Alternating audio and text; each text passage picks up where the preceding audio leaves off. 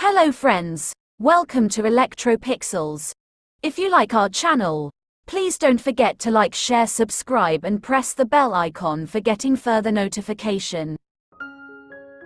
Hello everyone, welcome back to Electropixels. In today's video, we will demonstrate how to perform a complete factory reset on a Sony LED TV.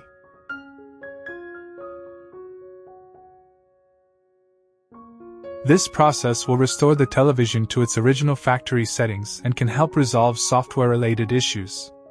Please follow the step-by-step instructions shown in the video carefully to ensure the reset is completed successfully.